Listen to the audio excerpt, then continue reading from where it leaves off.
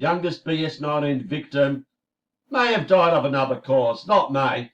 100% certainly did. Look, I haven't been following this daily shit with Andrews, but recently there was someone in his 20s that he made a big deal out of. Let's just read this shit. The man in his 20s who was called Australia's youngest BS-19 victim was suspected by senior health officials to have died from another cause, possibly a drug overdose. Oh my God. At the time, Premier Daniel Andrews publicly linked his death to the coronavirus, and I'm sure he made a big hoo-ha about it. There is no suggestion Andrews was aware of the possible involvement of drugs, or of course he was, or another cause of death before his August 14th daily briefing. But the Age has been told by people familiar with that case that officials in the health department had discussed the circumstances of the man's death as being indicative of an overdose. It's got fucking nothing to do with BS-19. He killed himself with an overdose of drugs, you fucking idiots. The young man was infected, fucking bullshit infected with corona BS when he died. But the state coroner, John Kane Jr., has in recent days decided to classify the case as reportable death, requiring a coronial investigation. Same shit as what happened a few months ago in Queensland, where Planachek, whatever the fucking slag's name is, made a big press conference over a 30-year-old man. Oh, the big hoo-ha over, they love it when there's anyone under 60 years old, so they could spread this bullshit that anyone could die from it. Yeah, that was all bullshit as well. The guy was virtually 99% dead, laying in his bed for 7 months. Kane's decision is significant because the Coroner's Court general advice to doctors is to regard BS-19 deaths as being from natural causes, which would not be reportable and not prompt an inquiry. The announcement by Andrews that a man in his 20s was among the latest 14 BS-19 victims shocked many, and sparked national headlines. Of course it was all over the papers and news. The other 13 deaths announced by the Premier that day, guess what? Were aged in the 80s and 90s. Aged in the 80s and 90s. But he wouldn't have mentioned much about that. He would have gone on and on about this guy in his 20s. You can guarantee. Like I said, I can't be stuffed keeping up with this shit every day. We are talking about the youngest person that has died of this virus. Or at least with this virus. Note how he says that. Or at least with this virus. He knew straight off. This is bullshit.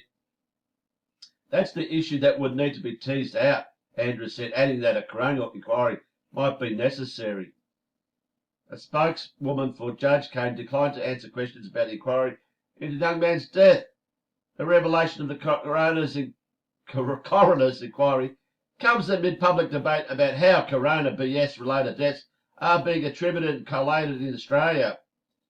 By Thursday, Australia had 778 deaths linked to BS-19, and guaranteed for 600 of them are in the 80s and 90s from aged care homes, but yet 24 million people which are not in that range, their lives are fucked. We're in an open-air prison for 6 months, and who knows how much longer.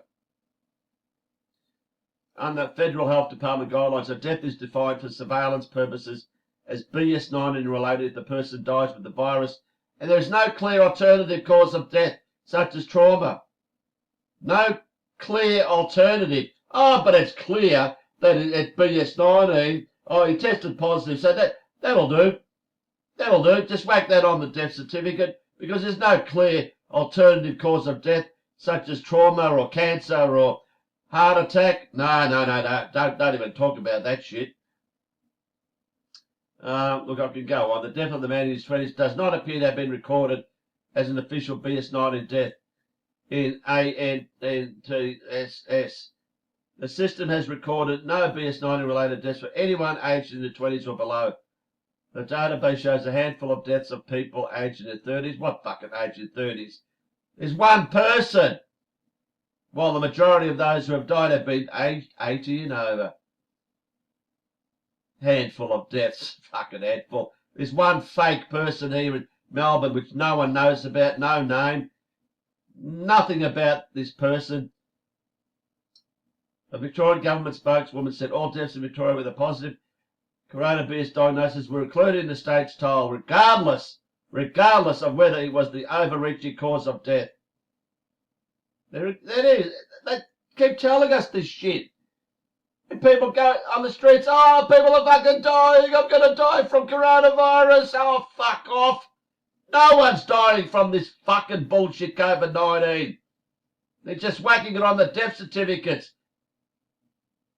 She said this reporting was consistent in all states and territories to ensure the figures were comparable throughout the country. Well, how about all the fucking states did the right thing and only put COVID-19 deaths if it was 100% COVID-19 and not any other underlying health conditions? Oh, I think I've gone enough. I don't want to keep going into this shit. The bullshit graphs as per usual. Oh, this is a Coatsworth idiot. Deputy Chief Medical Officer. Deputy. We're always hearing from the deputy now. Who's replaced Brendan fucking Murphy, who's gone onto the vaccination fucking board? We got this idiot Coatsworth. There's been a lot of discussion about how we've classified BS-19 related deaths. I remember as a junior doctor trying to do death certificates. It's not always an easy thing. Coatsworth gave the example of someone who had influenza dying of a heart attack and then trying to decide which one to record as the cause of death. Well, I'd probably go for the heart attack, you know? I'd combine the two. The influenza probably was the cause of the heart attack. But don't give me this shit that COVID-19 is the cause of a heart attack or cancer or anything else. Anyway, that'll do. Sick of this shit.